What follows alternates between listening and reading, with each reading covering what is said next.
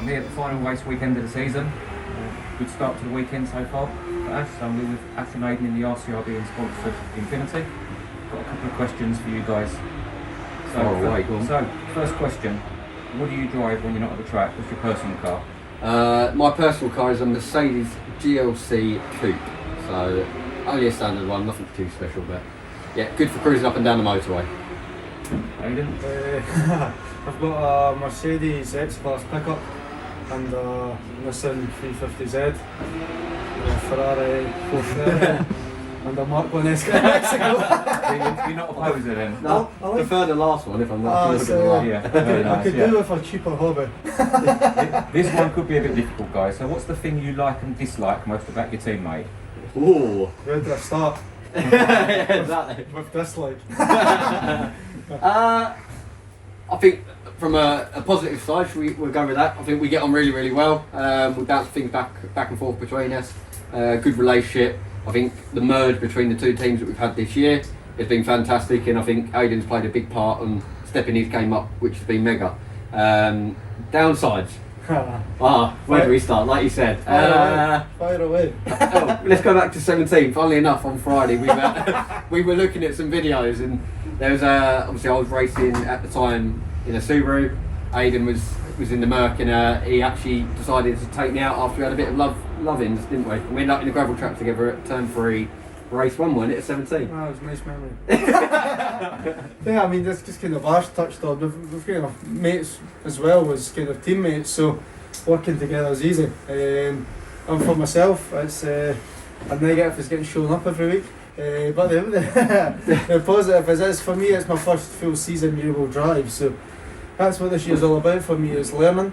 And with Ash, there's not a lot of better drivers on the grid to learn from in terms of rear-wheel drive, touring cars or any form. Ash has proven before he's a champion, he's proven again this year why he's a champion and the way he's dealt with the pressure in the first 2 races today.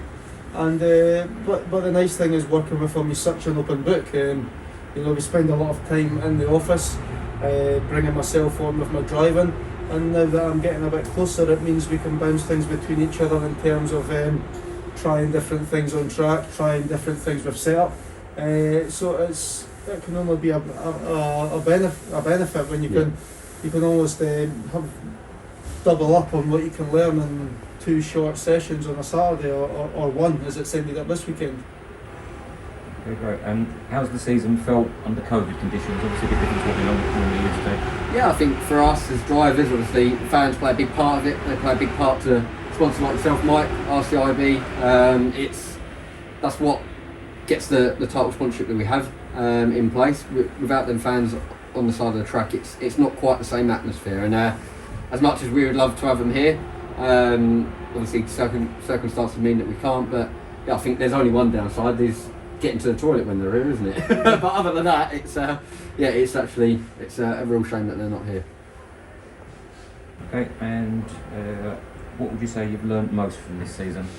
I don't know where I would start. How to drive a rear-wheel drive touring car is a big thing I've probably learned this season. And I mean, even this weekend was another learning curve, those mixed conditions. So I think every race I've came to this year, I've learned something new, got more comfortable and more confident with the Infinity. So yeah, that's been the big thing for me, is it has just been a year of learning and meeting by meeting, just progressing more and more. Yeah, I was going to say from me, I'd probably say learning to control the inner racer of me has been the bit that I've learnt the most this year. I think it's bit me twice, but today we've got it under control. And what's been your favourite and least favourite race of the season so far? Favourite? It's got to be Silverstone race 3, coming from Stone Cold last all the way through to second, was the best race of my career ever. Least favourite, I'm going to go with Croft race 2, because like I said, the inner race had come out and it bit back and cost us quite a lot that weekend. I think for me, I quite enjoyed Silverstone race 2. It was quite far down the grid and got to 5th or 6th or something. Snetterton race 3, starting last and getting up to the top 10 spots. Those were enjoyable races. Least enjoyable, it's hard to pick just one. Yeah, I mean, there's been a few frustrating ones, and that's the nature of touring cars when you're in that kind of mid-pack battle in the first few laps. It's picking up silly damages that are unnecessary contact and ruining your race, suffering with flat spots or the toes being out for the rest of the race. And unfortunately, as we're still learning, we've found ourselves in that position on a number of occasions this year. So there's been a few frustrating ones, to be honest, but it's all part of it.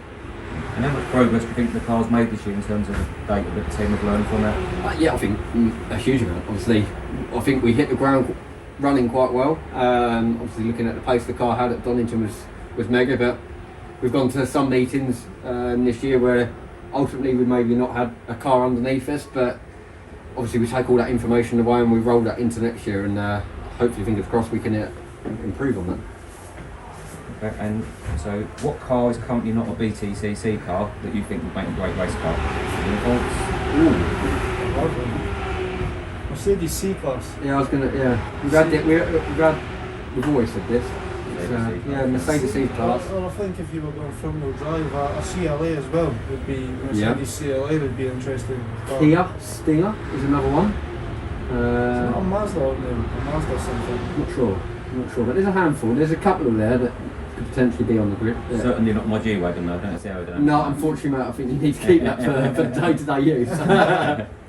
So, what do you do for work when you aren't racing? So, obviously, when I'm not racing, I've got a race simulator company that takes up the majority of my time. I also do a lot of driver coaching, so I've got a handful of drivers that we look after through Janetta Juniors, multiple classes. So yeah, I keep myself busy between the two. I've just started a waste management company, so skip planner in the waste management. So been pretty flat out with that since the start of lockdown, just in building that up, to be honest. We've got a tuning shop up in Scotland, in Livingston as well. And we've custom exhausts, race car setups, rolling roads, remapping, we do all of that sort of thing as well that I've always been involved with too. So yeah, this is not quite what Ash does to prepare for his race weekends with simulators and stuff. I kind of jump in the Infinity and look for the PTO to try and get the skip off my back. For the first few meetings it did feel like I was carrying one. So being petrol heads, what's your favourite car you'd love to own? Four. So Mercedes Evo 2 is going to be my car. Mercedes Evo 2 original. I don't know, to be honest. I quite like I love the old Dodge Chargers and stuff like that. Yeah. I quite like the classic stuff like the muscle Cars. cars. I like them. What's the one? Is it the Plymouth? Is it the Thunderbird or something? Around massive. Okay, yeah, with the big rear wing. Stuff like Yeah. that. I like Yeah. stuff like that. Yeah, they're cool. I think they'll suit you. What's yours? My favourite car? Well, I've got one on order.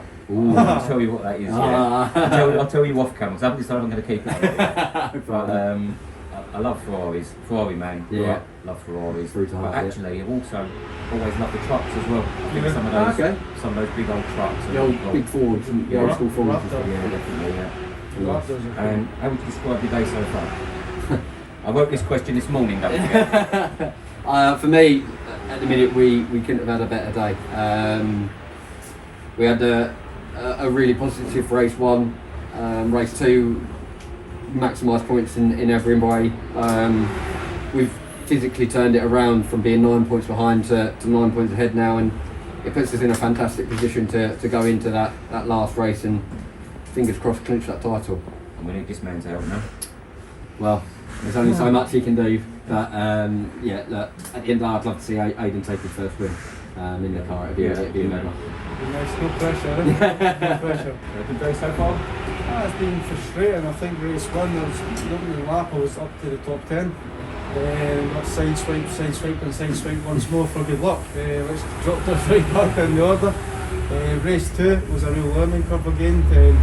The slicks in those damp conditions. At first, just trying to get to grips with it, and then halfway through the race, doing a couple of purple laps on the bounce and just getting a feel for it. So it's been one of them. It's been promising the pace.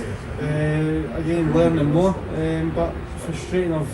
We could have had more from each race, but yeah, it's kind of forgetting about that now and just focusing on this last one where we're starting at the front. So we'll see how it goes. Good. Okay, final question, a loaded question here for you. If you was going to buy insurance from anyone, who would it be from? I don't know. Hard decision, Yeah, hard I'm not decision. quite sure on that one. There's only one way. It's written here. It's written here. And it's written The there. best of the best. Okay. RCIB Insurance. Thanks guys, thanks for your time. Thanks for a great season. Good luck in the final race. Thank you much. Cheers, All right. mate.